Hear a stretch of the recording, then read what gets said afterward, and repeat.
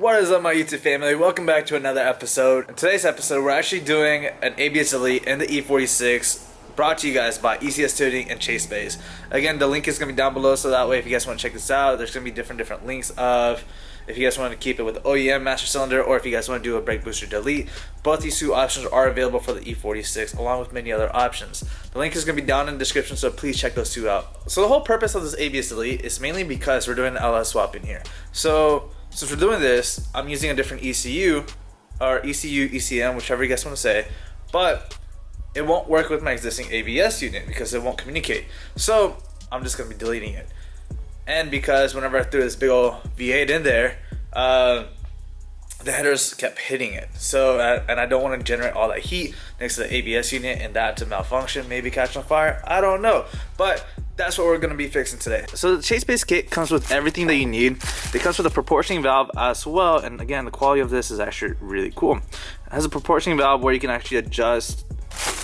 So, but one thing I do wish that I wish it was like a clicking mechanism, so that way you can actually click and see, like click, so that way you know the number of clicks of how much to do between 1 and 10 or whatever the case. But it comes with exactly everything you need. So the cool part is you're going to be getting brand new for the front, driver and passenger, along with for the rear it's going to be using the F fitting, and it's going to be adapting into the proportioning valve. So other thing that I picked up actually from Harbor Freight is these assorted clamps. These are rubber, so that way you can actually fit tubings in here to basically clamp them down and probably just maybe look at running a self-tap through it. And this is going to be a tubing cutter. Basically the purpose of that is to actually cut the rear existing lines and reflare it to actually relocate it and get it out of the way and take out the excess stuff because I won't need that. In the previous video, you guys saw that we removed the ABS unit itself located right over here.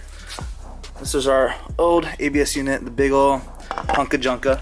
Alright, so the first thing is what we're going to do is we're going to go ahead and remove the driver side because it is a little shorter. So this is driver hard line, so we're just going to be removing it because I'm going to be removing this as well because I have the braided line to go with the Porsche Brembos. Remove the driver side. Again, once we do that, it just kind of finagle it from the top and remove it, or you can do it from the bottom once you disconnect it from the ABS. So this is driver line. Again, just connected to the front caliper.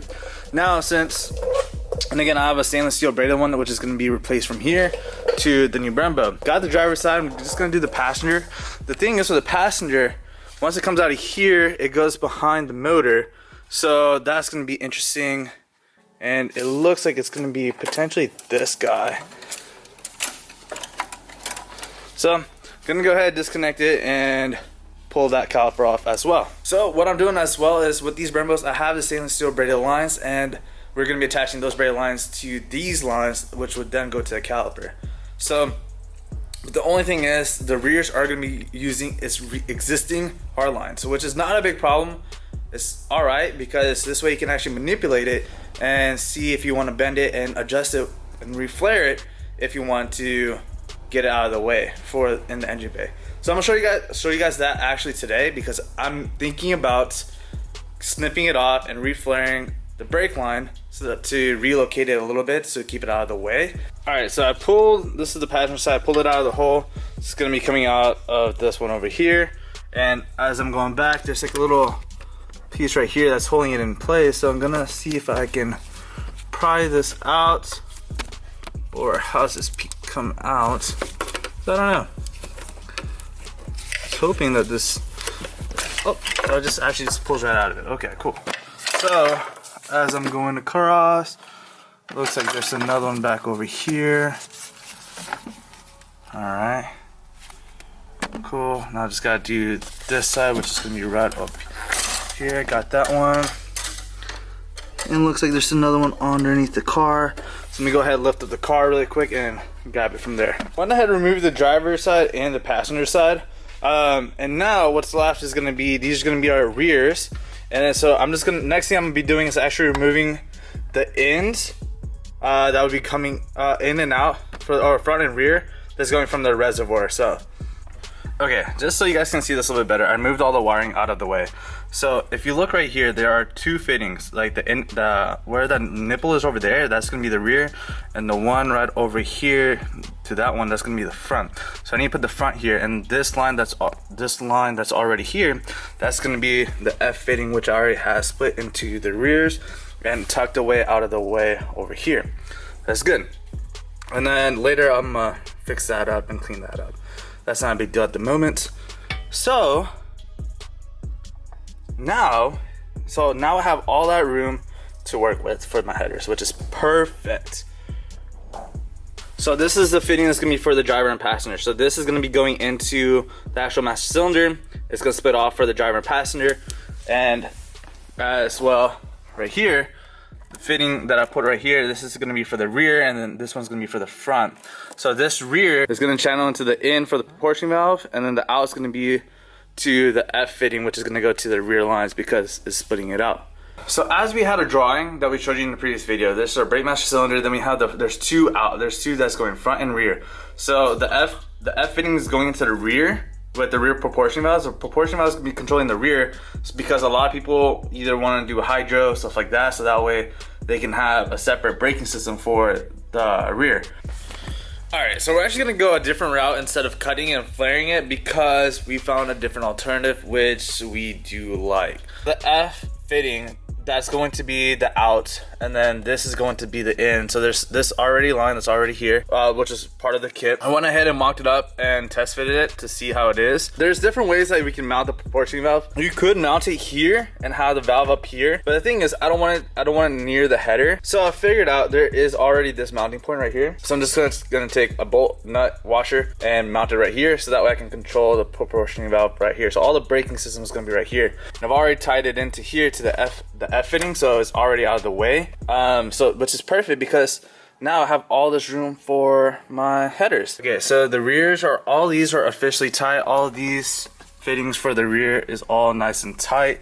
Again, there's plenty of slack to wiggle around with. In the future, I'm probably thinking about making new rear lines, just like how these hoses are, but that's gonna be in the future. I wanna get the car up and running and cleared. So this portion is like the tempting, so I'm probably gonna look at new rear lines eventually down the long run. This is the way I have it, and again, you guys can do it the way you like it. I just trying to keep everything off to the side without having anything here, because I got plenty of room over here. So I'm trying to replicate the same thing over here.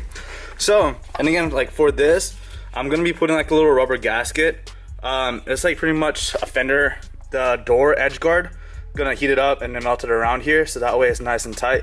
So that way none of the hard lines are scraping against this metal.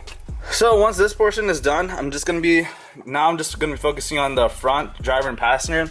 And again, I'm not gonna connect anything to the wheels as of yet. I'm just gonna feed it in, and then within the next couple of days, once I actually get everything to the T, got this the way I want it cleaned up, then I'm actually bolted up, and because I gotta know where I want to place it. I might use existing brackets where like this, and back here, and one back here of how it was already mounted. So I may do that, or I might just use my hardware. So we'll see. Let me go ahead and mount this up to the front, and then so I can show you guys.